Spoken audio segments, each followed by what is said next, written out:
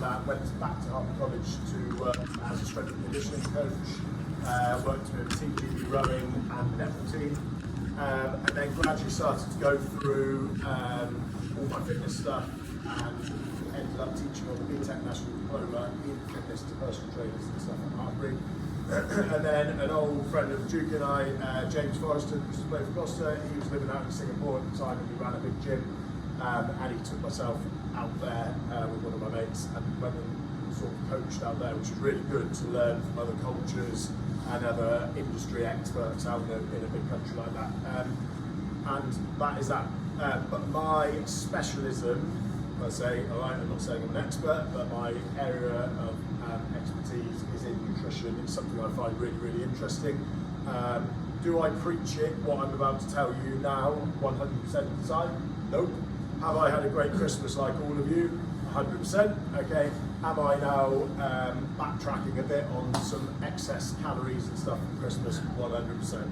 Okay. So I will try and make this as interactive as possible. One thing I always say is if you've got questions, what we're going to do is we're going to go until 20 past 10, then we're going to have a warm-up, and then we're going to come back for the second session, okay? I'll do 2 Q&As. I'll do one after session 1, one after session 2. If I've already spoken to 2 or 3 people anyway about some personal things, if there's something you want to ask but you don't feel confident in front of the group, grab me afterwards, okay? If you do feel confident in front of the group, I'm sure no one cares. Chuck them out because there's bound to be a couple of other people that are thinking exactly the same thing, okay? If I don't know the answer, I'm not going to BS you, all right? I'll just say I don't know the answer to that, and I'll get your email address and I'll come back to you, okay? And if there's a controversial topic that comes up of any description, which there's a few, okay, I will just say today's not the day, and we'll move on, and we can talk about it privately afterwards. Is everyone happy with that? Yeah, because we don't want to be starting World War III and over different views on food and stuff, okay? So, is this for you today, okay? Hands up, interactive, I like people getting involved. Do you train regularly? Regularly being more than twice a week? Cool, okay. Not over Christmas, all right? Let's say from Monday starting. Are you all intending on training twice a week, okay? Cool, excellent. Who wants to be better, better performance and better recovery? Who feels sluggish? They go to the gym, they feel a bit sluggish when they come in, and when they finish, they feel a bit achy, they've got pains, it could be age, it could be old injuries, that sort of thing, and it could be under eating, yeah? Awesome, cool. And who actually doesn't really know a huge amount about nutrition that you haven't learned in the Daily Mail? It could be true in the Daily Mail, who knows? All right, it's probably not.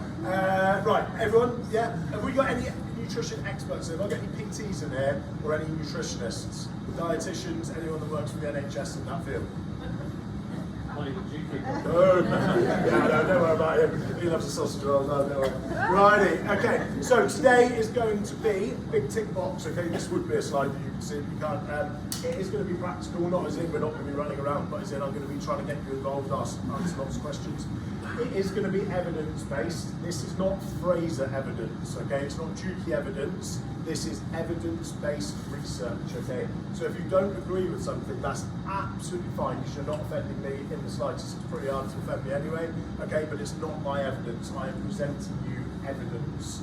And if you've got an issue with it, I can give you the source, and you can take it up with the source. Is that all right? Does everyone understand? Cool.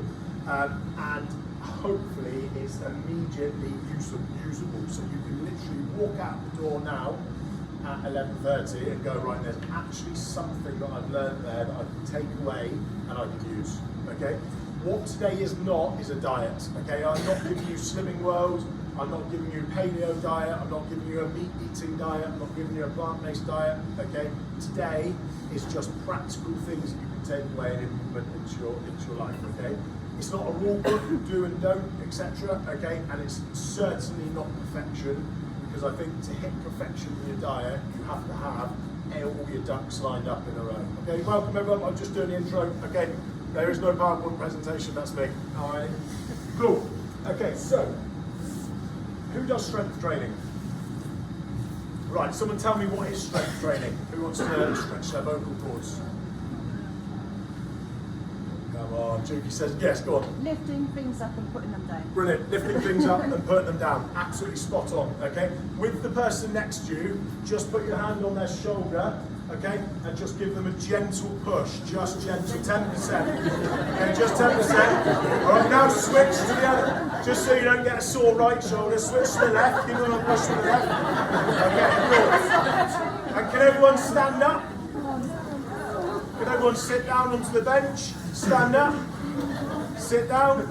Stand up. Sit down. Stay sit down. That'll do, that'll do, that'll do. Okay. Have we just done a form of strength or resistance training there? Yeah, cool. Pushing against something that's not moving, okay, static force, that's resistance training. So that could maybe replicate something like Pilates or yoga. It is a form of resistance training, okay? Lifting something up off the floor, a big heavy weight over there, resistance training, strength training, whatever you want to call it, okay? What you'll hear today, loads of words that all actually mean the same thing, okay? So that's our strength work. Conditioning, all right? So what's conditioning work? What's that, sorry? Running, yeah, so when you run, what happens to your breath? You get out of breath really quickly, yeah? Okay, so our heart rate goes up, doesn't it? Okay, so conditioning work is when we increase our heart rates. All right, simple as that, okay? Yeah, aerobic, anaerobic, okay, lots of different things. Basically, get your heart rate up. I won't get you running on the spot yet, all right, okay? And then we've got things like volume and intensity. So how many times Juki makes you do your burpees or lift the weight off the floor or go on a rower, okay, is the amount of volume that he's giving you in a week in a training block, okay? And the intensity is how hard he's making you do that, okay? What on earth has any of that got to do with nutrition? Someone tell me. You've got to put the calories back in that you're burning. Cool, you've got to put the calories back in that you're burning. What about before you've even put them back in? It's fuel, yeah? What have you got to put into your car before it moves? I'm not a very good one to talk about cars, so I'm not very good at that. But to get a car moving, what have you got to put in it? Fuel. Fuel. Okay, so we're going to hear the word calorie a lot today, okay? Every time you hear calorie, change that to fuel, okay? Or energy, either or, doesn't bother me, okay? The word calorie, is there a science geek in here? We must have one science geek that can tell me exactly what a calorie is. You're the science geek? No. No? Alright, nothing worse, is there? No. Okay, alright, so does anyone want to guess?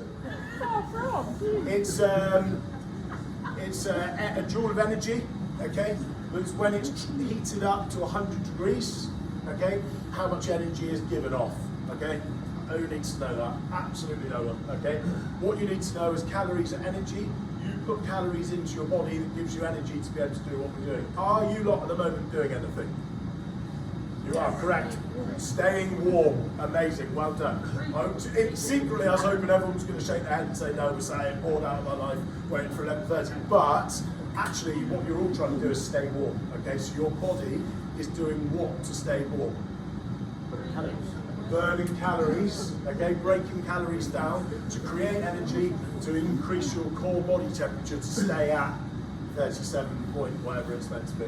Okay, sweet. So, when the body does strength training, conditioning training, stretching, mobility, yoga, Pilates, etc., you're creating a stimulus for that body. Okay, so that stimulus is called stress. All right, so you're stressing the body. Stress isn't always bad. Like Juki alluded to at the beginning, starving yourself on a Daily Mail diet, okay, not good for you, creates bad stress, okay? Doing constant HIIT workouts because you think it's the way to get into shape and be healthy and be fit, is going to create unnecessary stress on your body. Doing periodized, well put together training blocks like Juki does here, means that you've got up days, and even though you probably don't feel like it, you probably have days where it's a bit lower and you should think, oh, that was a bit easier than yesterday's, okay? So it will go in ebbs and flows. That's creating a stimulus for your body to grow, get fitter, get stronger, okay? But if we do not aid that with nutrition, you're only doing a certain percentage of the job, okay?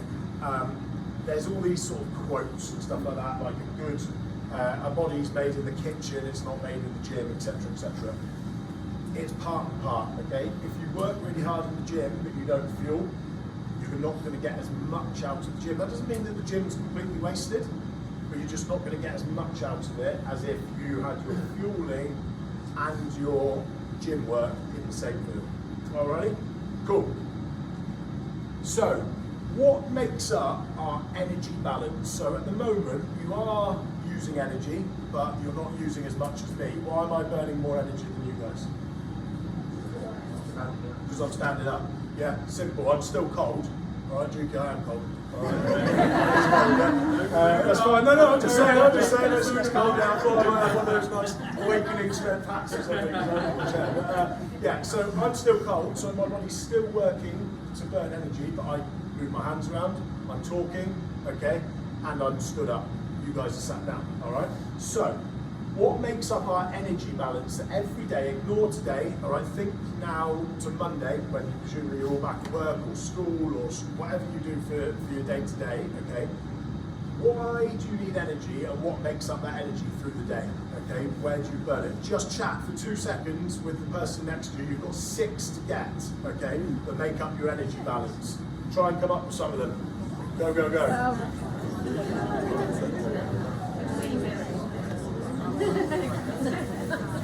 So why might you burn more energy one day and less energy the next? Easy question.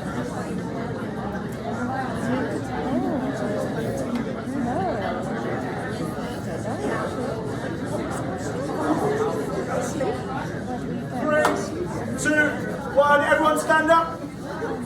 Everyone sit down. Everyone stand up. Everyone put their hands in the air, wiggle their fingers. Don't pour your coffee on yourself, sit back down. Awesome, okay. Right, what have you all just burnt there? Calories and energy, awesome. What have you also done? Someone just said it, give it a hand. You've moved, okay, so you've done some activity. So there's 2 of them, okay? Sweet. What about, so chuck at me, what did you guys say? We talked about mental energy. Mental energy, thinking, fantastic. What did we say there? Eat. Well done. Can you see my slides? Eyes on you. Right, okay, eating, fantastic. I'm going to ask you more about that in a minute. Okay, so we've had moving, we've had burning energy, we've had what we eat. Someone else said something else. Sleeping. Hey, there's some eyes on there. Okay, cool. There's 2 more. I've already said one of them. It can be good and it can be bad. Stress, awesome. And then there's 1 to go, which it comes under eating. No, it's a type of food that you might eat. Keep going, fats. Next one over. Carbs, next one over. Protein. Awesome, okay. So what makes up your energy balance? So how much energy I need to eat a day and how much energy Juki needs to eat a day are probably about the same, okay? How much you girls might need to eat a day versus chap that stood there, probably going to be very, very different. Now that might be related down to gender, okay? Also might just be related to that you girls might have really high energy activity jobs and some person might sit down on a laptop, okay? So what makes up how much energy, and I'm going to have to call it now, how many calories your body needs a day, determined on activity, what nutrition you eat, how much protein you eat, your stress levels and your sleep levels, okay? So, does anyone know then, if we were doing a bit of science, what that's actually called? It's a 4-letter acronym. It begins with no, they all feed into it. It's called your total daily energy expenditure. Really simple. Again, my PowerPoint's going to go out to you guys and it is recorded, but if you want to jot that down, that's absolutely fine. So there's 4 things that make up. So you read. Sorry to go back to it. Let's call it the Sun this time. Okay. So you go for an even more reliable newspaper and you pick up the Sun for a bit of nutritional advice. Okay. And it tells you all females must eat how many calories a day? 2,000. 2,000 now, is it? I don't know. This is the thing, it can't be that general. So I think it used to be, the government guidelines, 1,500 for females, 2,000 for males. Excuse my French, absolute load of crap, okay? How can Juki and I eat the same amount of calories as you, for example? Slim, athletic, looking like a runner, okay? Who are you pointing at then? Because there's someone down there. I see the move this morning. Okay, so it's done on an individual basis. Okay, so at the bottom of the pyramid, the thing that determines how much energy, how many calories that you individually need, okay, is based on your basal metabolic rate. Has everyone heard of that? Or has anyone not heard of it? Cool. Okay, what is your basal metabolic rate? Someone give me a scientific, what is it?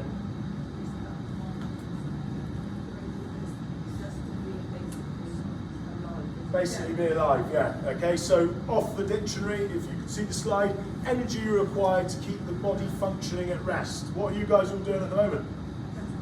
Resting. Okay, so your basic amount of energy that's required to keep you guys doing what you're doing at the moment.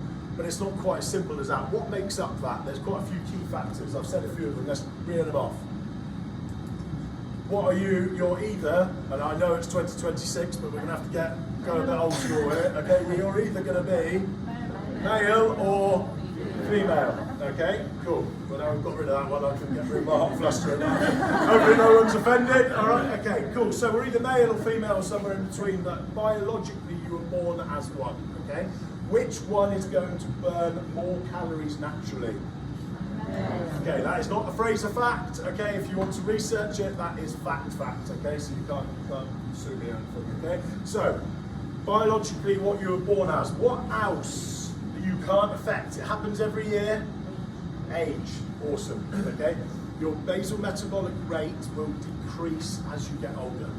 Okay, most of the time. Now, with all of these, there's things that we can do to counteract them. Okay, so we've got age.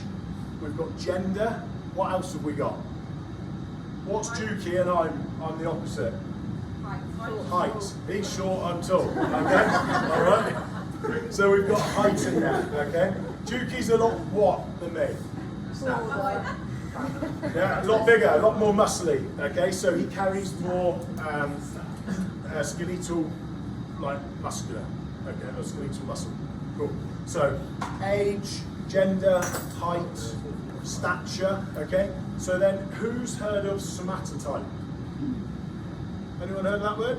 Somatotype? Okay, so we've got three generic somatotypes. You have at this end, you have an ectomorph. That is someone who you look at and you think they're like a pipe cleaner. Really, really, really, really thin. If you think of like your marathon runner at the Olympics, that's your ectomorph, okay? Really struggle to put on any fat, really struggle to put on any muscle, really skinny ankles, really skinny wrists. Okay, this is not like being an offensive, that's just their stature. It doesn't matter if you put them on a 7-day-a-week bulking plan, all the weights in the world, and fed them as many calories as they wanted, they just wouldn't put on any muscle because their frame isn't built for that. Okay. Up the other end, you have an endomorph. Okay, so that is someone that's massive joints, on the growth plates, really big joints, okay? Really doesn't find it that hard to put on much either muscle or fat, okay? So it's quite easy, they can look at a calorie and put on a bit of body shape, okay? They can lift weights and all of a sudden they get strong really, really quickly. Everyone know that type? Yeah? And then in the middle, nice and easy to remember, you have a mesomorph, okay? If you look at the sort of old pictures of cartoon characters and you've got like Hercules and Superman and blah blah, and they've got really big wide shoulders down to a V-shaped waist and then back out again with massive legs, big ripped six packs, etc., like your gymnast shape. That's the mesomorph in the middle. Okay, what on earth's that got to do with any of you? Because you will fit into one of these categories somewhere. It doesn't mean you're going to be a pure ectomorph and have none of the others. You might be a bit of ectomorph and a bit of mesomorph. So you might be naturally quite slim, but you do some strength training and you actually start to see yourself put on a bit of muscle, but you're never going to end up this end like Juki and I, who put on quite a lot of muscle mass, or if we let our diets go, we can put on quite a lot of fat very, very easily because we're up this end. But we're never going to fall right back down this end and be an ectomorph marathon runner. Okay, so the reason that that's important is because that is the last bit that plays into your basal metabolic rate, so how much energy you need every day. Out of all of these, who do you think needs the most amount? The person up here that's a little bit, finds it a bit easy to put on fat or muscle. The one in the middle that's absolutely stacked up, all right, on the bodybuilding stage, or the one down here who's the ectomorph marathon runner. Which one?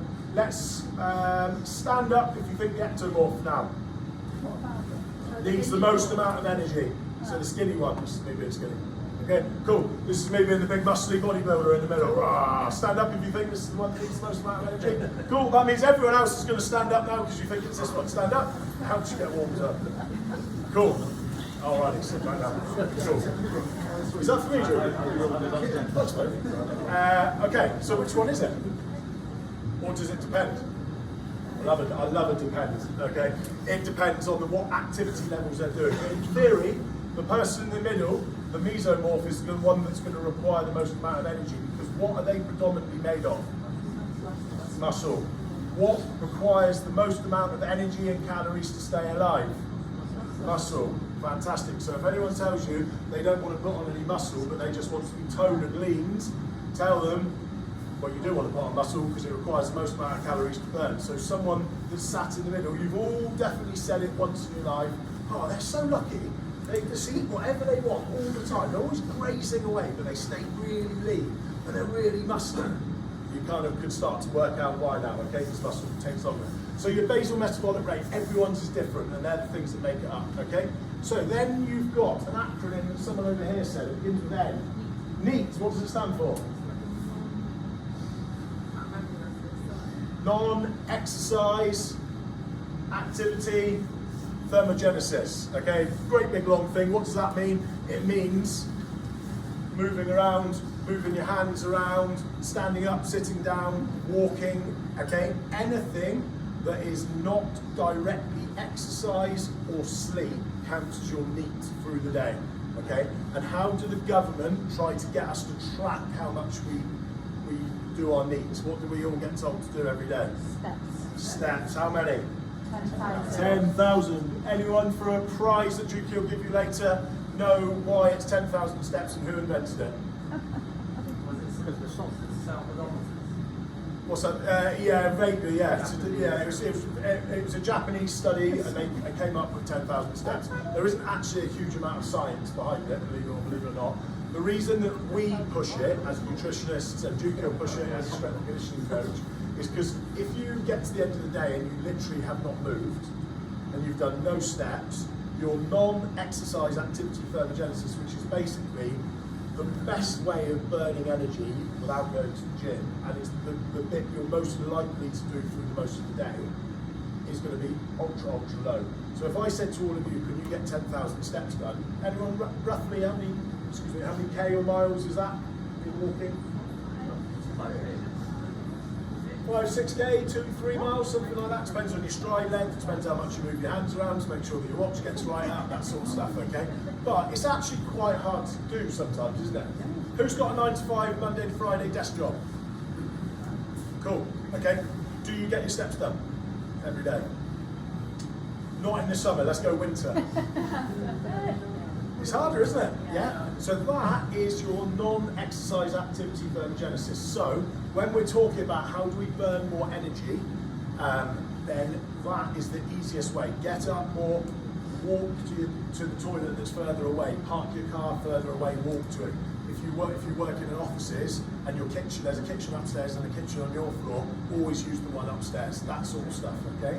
So that is the second key to working out how much energy you guys need every single day, all right? The third one then is called EAT, all right? Which is exercise activity thermogenesis. So when you come in with Juki next week on Monday and he hammers you on Monday or whatever the first session is on Monday, okay? You will burn a certain amount of energy, calories, call it what you want, okay?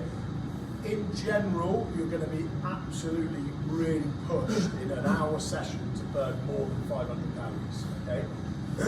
Because your heart rate has to be sky high, You have to be doing work to get through those calories, okay? So your exercise activity thermogenesis is generally one of the smaller parts of the total daily energy expenditure because you might not train every day, okay?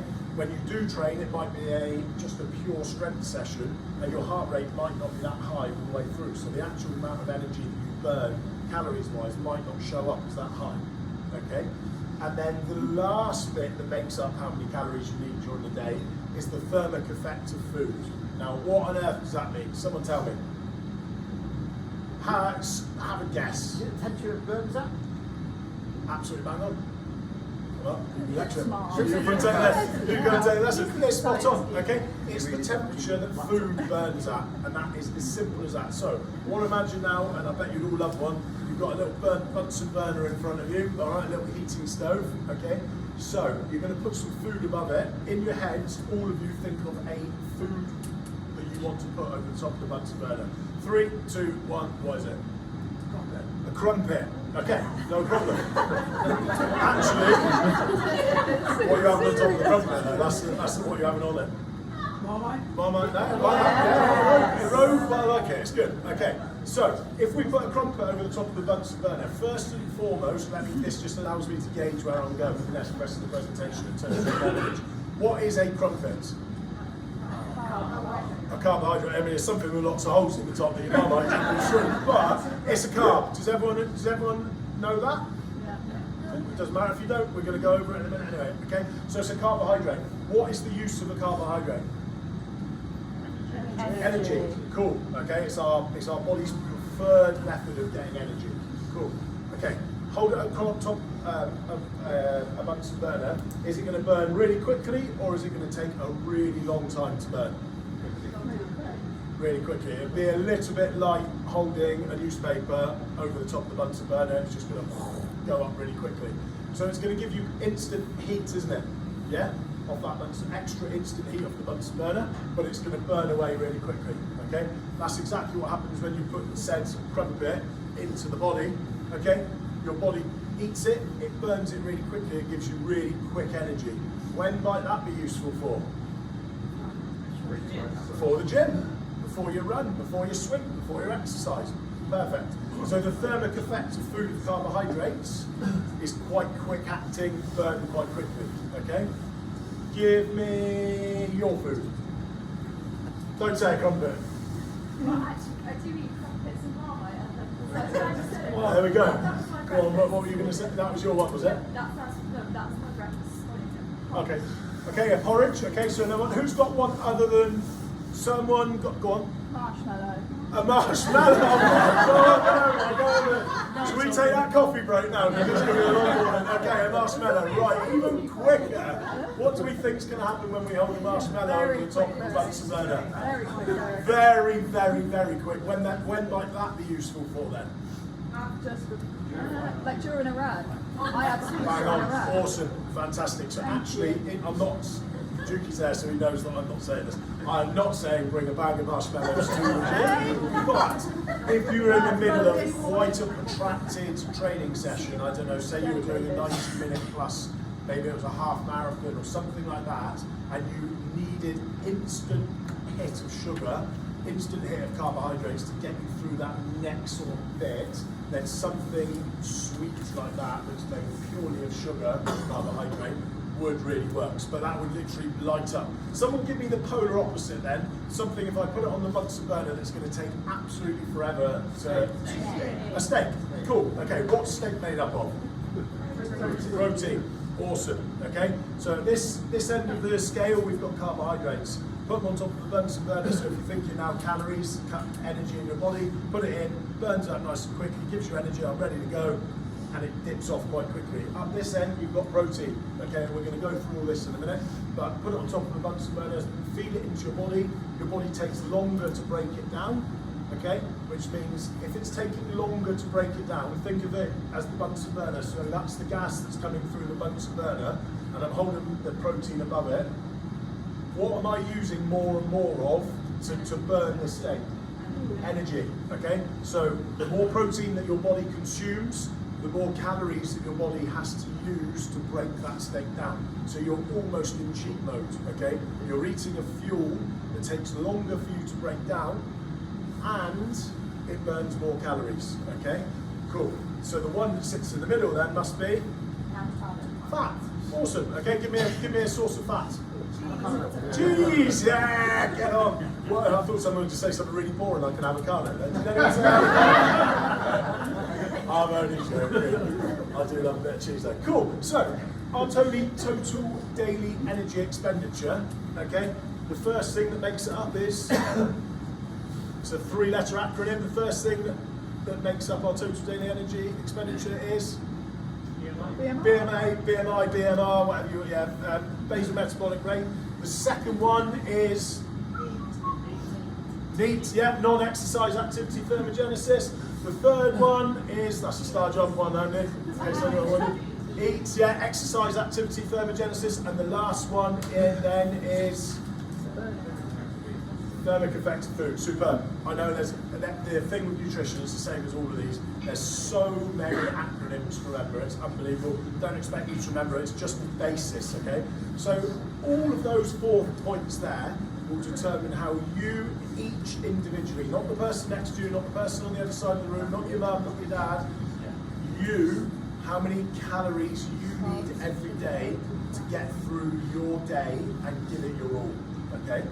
You put less in than that, you get less out. You put more in than that, that's when you either start to gain muscle or you start to gain fat based on what you're doing, okay? So it's all about balance. Now what we are trying to do here for the next 12 weeks is make sure that one, you come along for the whole 12 weeks and get the maximum out of it. So Juki will test you up at the beginning of the 12 weeks, at the end of the 12 weeks you'll get tested again. We want to see you fitter, stronger, leaner, more supple, all of those variety of things, and they all are assisted by the amount of fuel that you're putting into your body. That's not over-fueling, okay, but it's massively not under-fueling. I'm happy for you to be honest. I'm also happy for you just to sit there quietly and I won't pick on you, I promise. Who under-fuels before coming to the gym? That's me being honest as well. Yeah? What do we think the biggest contributor to under-fueling is? Do we think it's, let's play heads or tails? Everyone stand up for me? Let's go heads, you under-fuel because you don't actually know what to eat before going to the gym. Or tails, so put your hands on your bum, if it's because you're a little bit lazy, a bit unorganised, or forget to eat before going to the gym. And if it's something else, put your hands on your belly. Okay, sit yourself back down. Awesome. Hope you got some body weight. Right. What's your reason then? You know what? You can't see it because you can't see my thing. I've got a slide just for you. What's your name, sorry? Carmen. Did anyone hear what Carmen said? Can't eat because she only gets up about 15 minutes before coming to the gym. Who is that applicable to? If that's someone that comes to an evening session, we've got a few issues. If it's just for a morning, I'll let you off, okay? That's definitely me in the morning. I wake up, I'm a morning trainer. I definitely don't eat before training because I just haven't got time. I just sneak out of the house before the kids hear me, so out, done. Haven't got time to grab food. Is that good? No. Yes, there's definitely people that prefer to train fasted. Have I got anyone in here that prefers to go to the gym on an empty stomach? Cool. Is there any issue with that at all? No. Is there loads of science that shows training fasted is better? Yes. Is there any long-term evidence that actually supports it? No. If you want to train fasted, absolutely no issues at all, okay? If you had some fuel in your body, would you train better? Yes. Okay, that's not phrase of facts, that's just fact. But I am one of those people, probably the same as Juki, that if I eat a bit too close to the gym, I actually don't feel that energised in the slightest, and it actually gives me a bit of a dip. Does that include fuel your body from the night before, for example? I'll come on to that, it's a really good question. If I don't remember to come back, remind me, okay? Cool. So, on the heads or tails, okay, people that don't know what to eat, that's what we're going to talk about now. And those people that aren't organised enough to get that into place, then let's try and come up with a strategy by the end of this session. Okay, cool. Anyone lost yet? Anyone really bored yet? Yeah. Righty, energy balance. Calories in, calories out. How do we burn energy? How do we burn calories?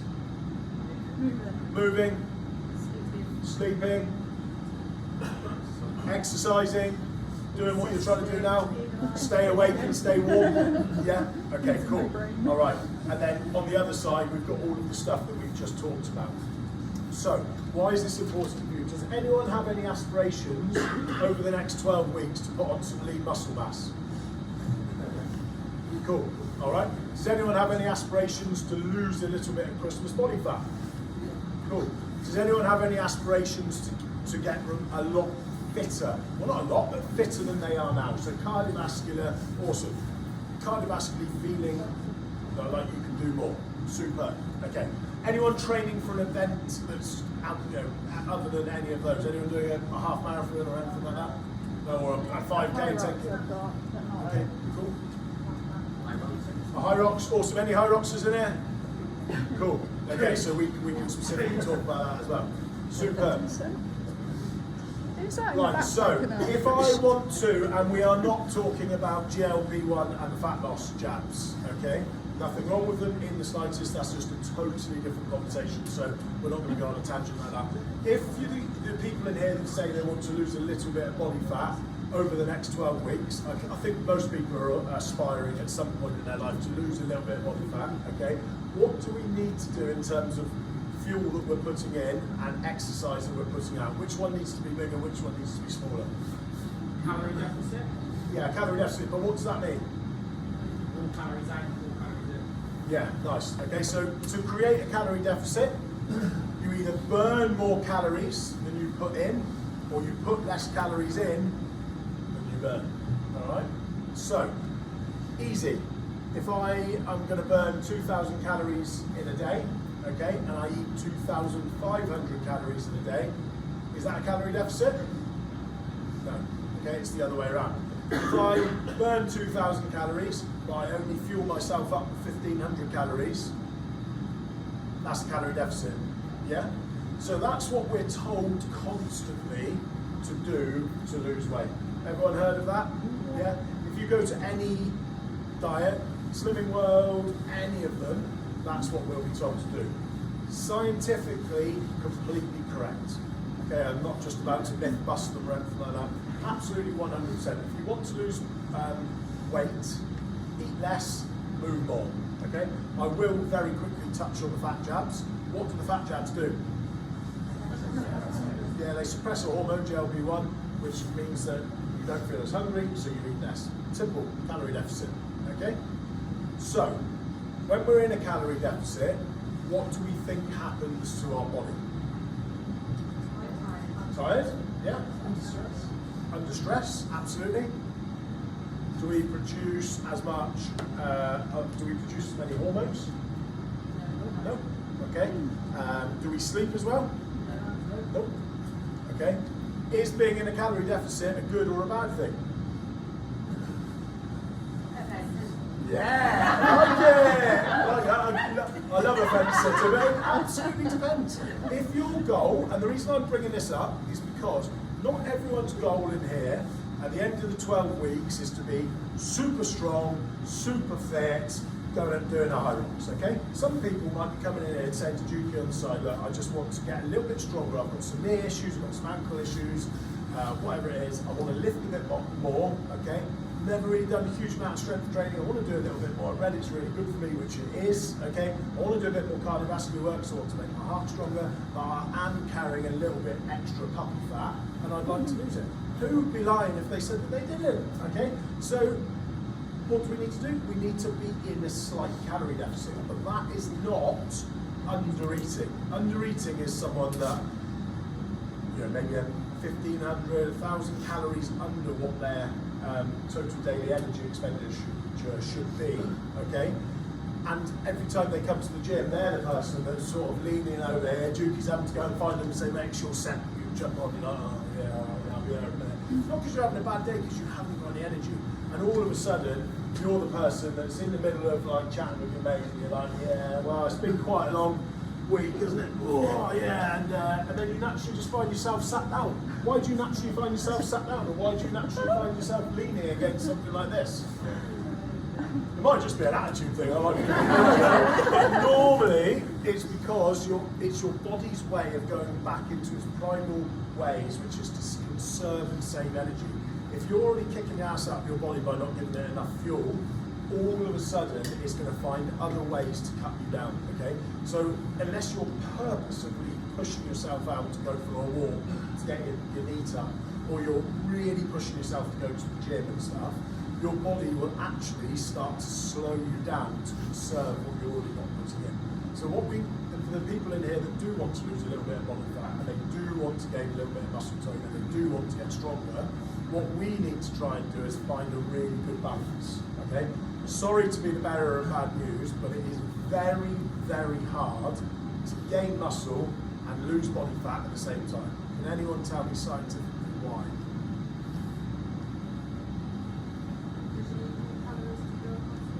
Because you need calories to burn muscle, you need protein to build muscle, absolutely. The reason, if you're in a calorie surplus, i.e. you're eating more calories than your body needs for its total daily energy expenditure, you're in an anabolic state. Okay, that is not you're taking anabolic steroids, that is you're in an anabolic state. Anabolic means you've got an ability then to grow muscle. Okay, that is not looking like Arnold Schwarzenegger and a big bodybuilder, that is just an ability to grow some muscle. Okay? If you're in a calorie deficit, you're in something called a catabolic state. Okay, catabolic means breaking something down. Okay, so you're breaking down body fat, and alongside it, you will break down a tiny bit of muscle mass. Okay, so what we need to do is try and find you somewhere in the middle where you've got enough energy to come and train properly, you've got enough protein in your body to be able to gain some lean muscle mass. Okay, and all of the other energy gets used for your brain, your hair, your growth, all of the other training that you do, so that you're in a good, healthy position. Okay, does that make a bit of sense? Yeah. Cool. So, if I get a phone call from Juki saying that every single person here is massively under-eating and they're all sitting down on boxes and leaning against walls, this presentation has gone absolutely beat on. Okay, but if you're all bouncing off the walls in here when you come in, most of the time, maybe not at 6 o'clock in the morning, then we should show that we've got a good amount of energy. Cool. So, obviously, we now go on to our bit about macronutrients, okay, which we touched a little bit. So someone tell me, what is a macronutrient? Protein, fats, and? Cool. What does macro mean? Big. Yeah, the large thing. Can everyone remember the old store macros? The old cash and carry?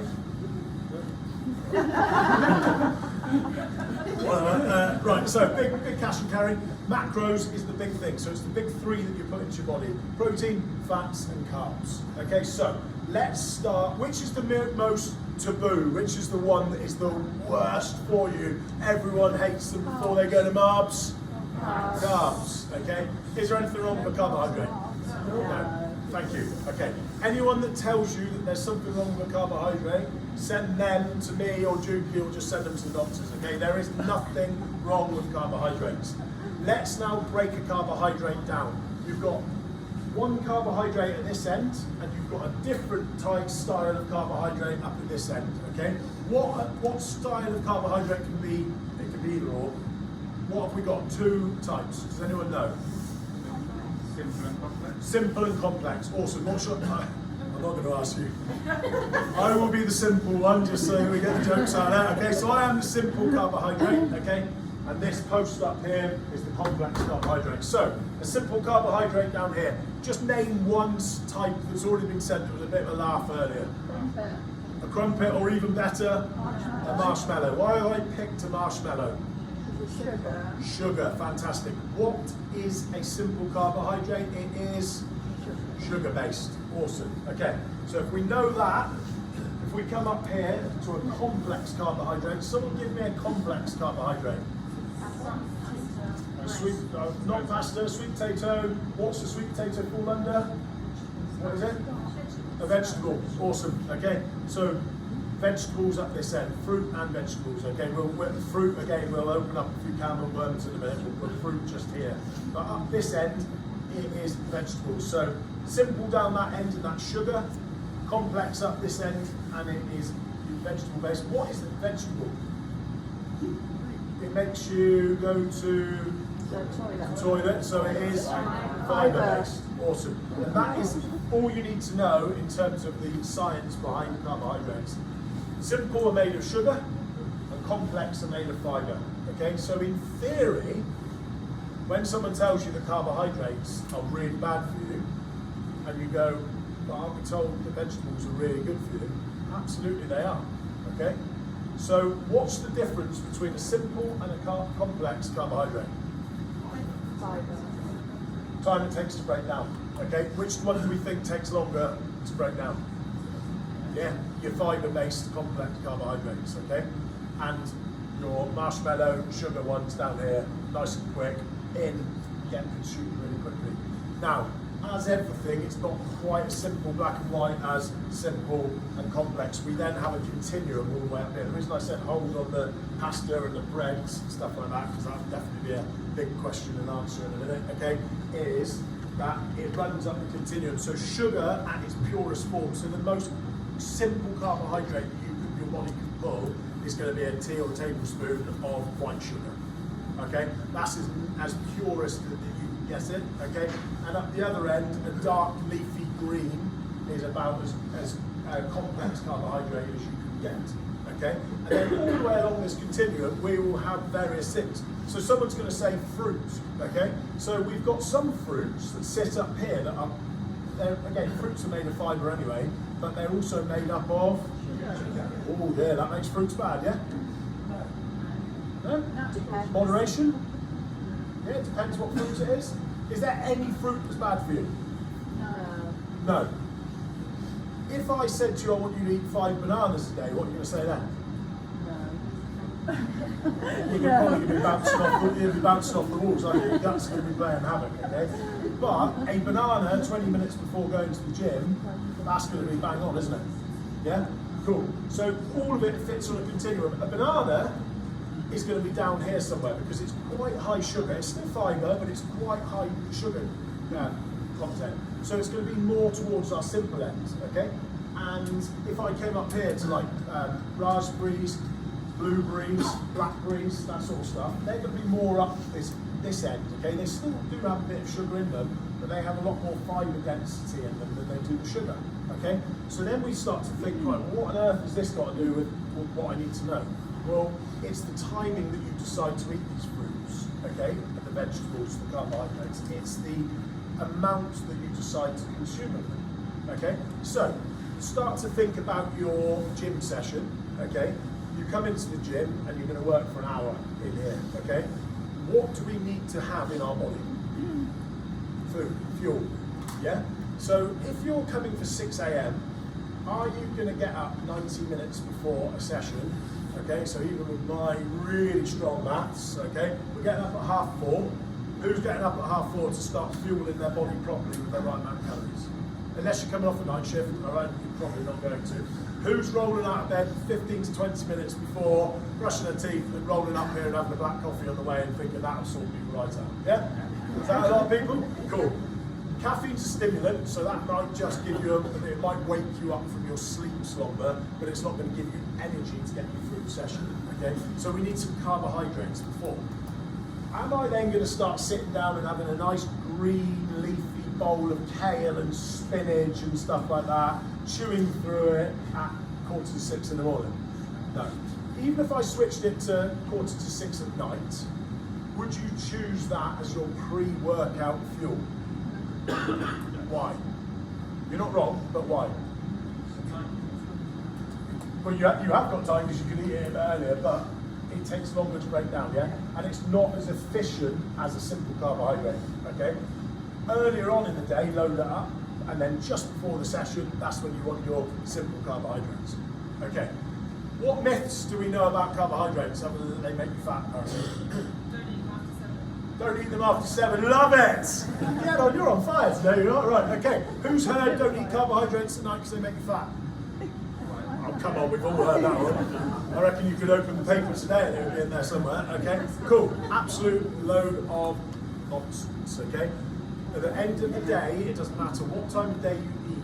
Okay, the total calories or energy consumed through the day versus the amount of output, i.e., how much you've moved, how much you've trained, etc., will be what determines whether you put on weight or lose weight. Not what time you've eaten the food, and not whether you've eaten carbohydrates at night. There's actually a lot of research that says that certain forms of carbohydrates at night, obviously not down this end, not the sugary based, but the fibrous based ones, actually help you sleep. Okay, because picture it's 1 o'clock in the afternoon. Okay, you've had your lunch, and about half an hour after you've had your lunch, what do you sometimes start to feel? Sleepy. Okay, why is that? What's that? Anyone know what insulin is? Yeah, anyone type 1 or type 2 diabetic that doesn't mind disclosing it? Yeah. Okay, so what's insulin? Moves the energy into your muscles. Cool. It's what regulates and moves the energy in and out of your muscles, okay? And basically we spend our whole day, regardless of who we are, with big up and down energy spikes all the way through the day, okay? Carbohydrates give you a big energy spike. Sugary, simple carbohydrates give you a massive energy spike like that, and then what do we do at the top of the cliff? Straight back down, okay? So if we keep topping ourselves up with simple carbohydrates all the way through the day, that's what our graph's going to look like, okay? And what do you think will happen to the total amount of food or energy that we consume through the day? It's going to go right up, isn't it? Because we're always going to be up and down, going, oh, I feel great, oh, I feel at the bottom of the cliff, I'm hungry, I'm going to eat more, okay? If we fill ourselves with more complex carbohydrates, okay, mainly through the day, our graph will look a bit more like that, okay? Ebbs and flows, which is natural, okay? So if you think about your insulin responses and stuff, if you have food later at night, okay, and there are some carbs in it, don't worry about it. If anything, it will trigger that insulin response, and then when you go to bed, you'll be on the downhill, and it actually helps you sleep, okay? So that's a great myth. Any other myths about carbohydrates? Carbs at lunch. Carbs at lunch, in terms of, what's that? Not in the evening. Yeah, so for the same reason, yeah, have carbs at lunch, not in the evening. What if you've just come back from awakening strength, or you've just come back from doing some physical activity? Are you not going to eat any carbohydrates then to refuel your body for the next day? All right, these are the things we've got to start thinking about, okay? Because you can come in on Monday. Who's coming on Monday? Everyone's putting their hand up there. Put your hand up, make Jackie feel better. Everyone's coming on Monday! Okay. You come in on Monday, you hit the ground running, you absolutely smash it out on the floor. You go home, you don't fuel up properly, you don't get adequate protein, you don't get adequate fats and carbohydrates on, okay? When you wake up on Tuesday as stiff as an old board and you come in here, you might just get through the session because you've still got a bit of that January motivation that, oh, by the summer I'm going to be in the best shape I've ever been in. By the end of the week and coming into week 2, if we're not fueling properly, that motivation will no longer last and your body will be breaking itself down, and that's when you pick up injuries, okay? So post, and we'll come on to pre and post later, fueling with carbohydrates is absolutely essential, okay? Cool. Where does bread, pasta, unless you celiac, stuff like that, okay, but where does bread, pasta, wheat, that sort of thing, where does that feel like fall into this? It must be further at night. Yeah, so what would, okay, so let's go with bread and pasta. It can go this way and it can go this way, which determines which way it's going to go. Yeah, did someone say colour? Fibre. Yeah, the fibre of it, so which comes down to the colour, yeah? So what's going to be more the simple end? White. And what's going to be more this end? Brown, yeah? So the more fibrous that it's allowed to keep in it, it's going to be at this end, and the more it's broken down. That's that, mate? Absolutely, glycemic index at 100%. So the more that it's stripped out of its natural properties, it's going to come down this way and be more sugary based, okay? And vice versa with the brown. Does it make that much difference between white and brown bread and white and brown pasta, how much energy it's going to give you pre the gym? No, not a huge amount, okay? This is a bit geeky sciencey now, but for the people that do any sort of endurance, high rocks, anything like that, something to think about though.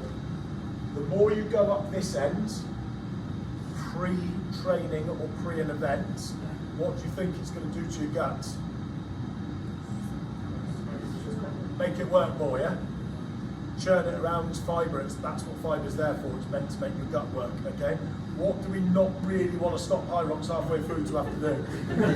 Alright? So, this is where health versus performance sometimes don't quite marry up, okay?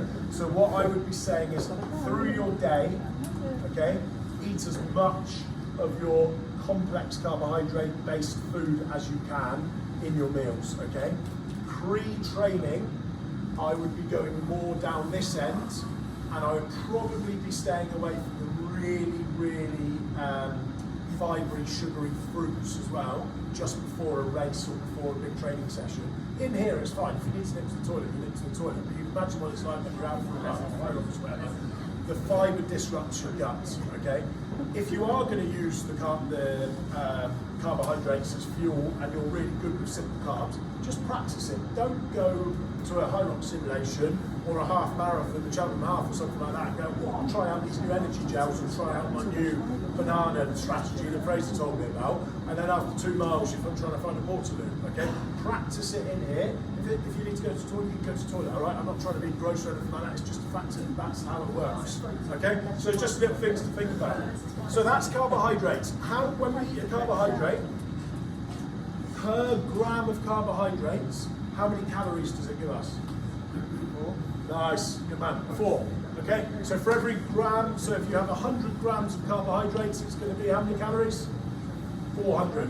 Okay, so when you look at certain things like flapjacks and stuff like that, which is basically one mass ball of carbs and instant energy, all made from sugar. Okay, and you look and go, blimey, that's a hell of a lot of calories. It's because it's so many grams of the carbs. Okay, cool. What do we want to go to next? Fats or protein? Protein. Actually, 2 seconds. What's carbohydrate for again? Energy. Anything else?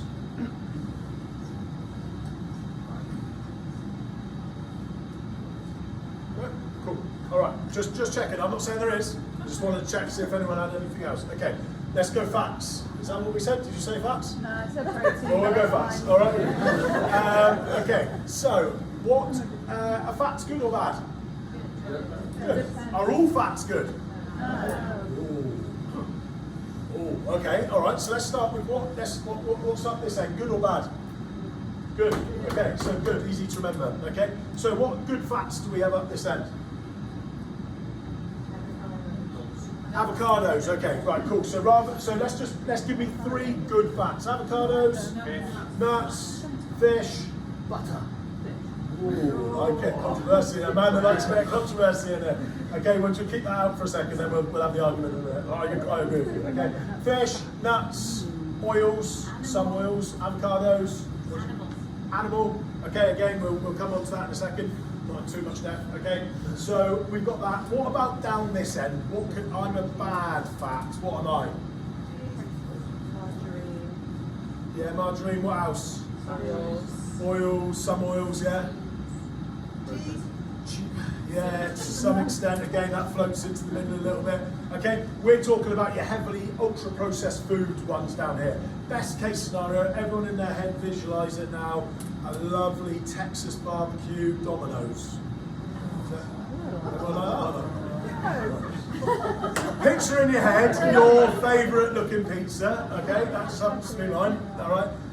And just think of all of that fat swimming on top, okay, all moving around. We've got a few people, I don't think I've touched the right point there. Okay, something, I'm going to go with doner kebab next. Right. Okay, picture that food that is swimming on top, okay, and it's got oils and grease all over it, okay, and you literally look at it and go, I know this isn't good for me, okay? Well, there are your ultra-processed foods. They are your bad fats, okay? Is there anything wrong with having them once in a while? No. Absolutely not. And one thing I'm a huge believer in is balance, okay? You have to have balance in your life, in your diet. Stripping it all out is never gonna. There's lots of different things it's gonna cause, but more than anything, it's gonna cause boredom, and most people won't stick to these things. Okay, so in terms of fats, your sort of ultra processed ones, they're the ones that we want to try and keep away from. What do you think they do to your gut? Just put a lot of crap in it. They flood it with a lot of stuff that your gut isn't very good at processing. Okay, so then we come back up here to our good fats up this end. Okay, what? So we've named some good ones. Okay, but what's the main? Why do we have fat? Why do we need fat? I'm not talking about body fat. I'm talking as in why do we eat an avocado? You said to me an avocado is good to eat. Olive oil is good to have. Nuts and seeds, fish. Why fish? What's that, sorry? Energy, okay? Another great source of energy for our body, 100%. Why else? Brain, amazing, okay? Talk more? Do you want to allude more? No? I haven't had enough fat today, that's the problem, the brain's not working. Okay, brain health, 100%. What else? Joints, joint health. Which fat group are we pulling out of? Oils, yeah. If you eat oil and fish, you get something that they omega-3s, awesome, okay? So we can supplement on omega-3s, 100% omega-3s and omega-6s, okay? But we can also pull the oils, fish, and nuts, superb. So we want those for your joints, okay? Who's got achy joints? Who's got creaky? All of us, okay? And even if you don't feel them aching, they're still working really hard. We do still need our omegas. Superb. Okay, so we've got joint health, and energy. Why else do we need fats? We've all got them. Some people have one type of them, and some on the other gender have another type. What are they called? Hormones. Okay, the $1 million question, and I did this presentation a little while back, and we got a little bit confused. So hopefully it's not. This was down in Devon. Don't want to make funny down there. Could be worse. They could be a bit further down as well, couldn't they? What predominantly? I'm not starting an argument. 'Cause it's 2026. What hormone do men predominantly produce? Cool. What hormone do females predominantly produce? Estrogen, progesterone, a few other ones, okay? Men do produce estrogen, 100%, but the main hormone that men produce is testosterone, okay? And then up the other way, females do produce estrogen as the main hormone with a couple of other ones, but they also produce a bit of testosterone. Again, back to everything. Everyone's invariant. Everyone has different amounts. Okay. Why is that important to know? Because if we eradicate good fats from our diet, okay, then our hormone regulation goes all over the place. Okay. So if you are female and you're just starting to go through a menstrual cycle, okay, if you're female and you're about to trying to get pregnant, okay, or you are pregnant, or you've just given birth, okay, hormone regulation all over the place. Fat's absolutely essential.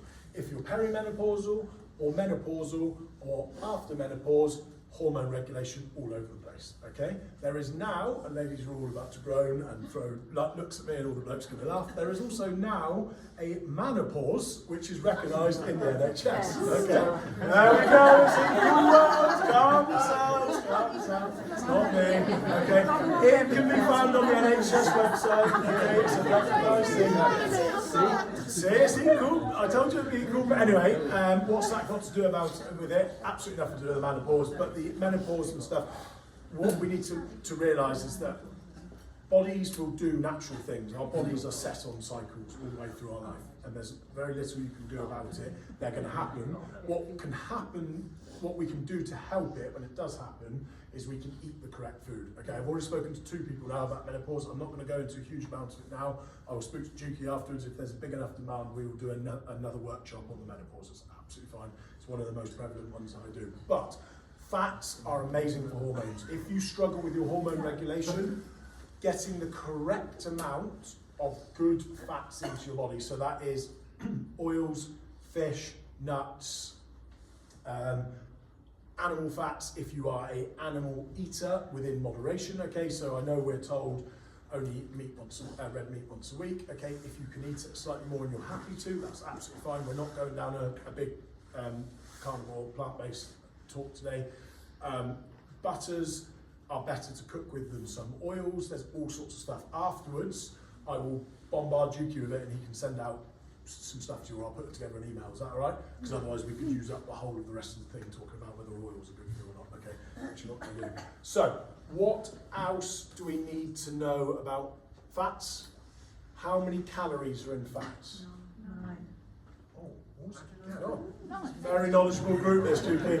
Okay, fantastic. So, carbohydrates are 4 and fats are 9. Okay, so they're not bad for you, fats, but what does that tell you might want to think about fats? Eat less. Yeah, eat them less, eat them in moderation, okay? Eat them as part of a balanced diet, okay? Every meal should have them on, okay? But how much you have them on depends on your sort of total daily energy expenditure. Who needs to go to the toilet? Or who needs to stretch their legs? Me. Cool, let's go 3 minutes. I'll put a timer on. 3, 2, 1, go! Grab coffee as well if you want to take Cute.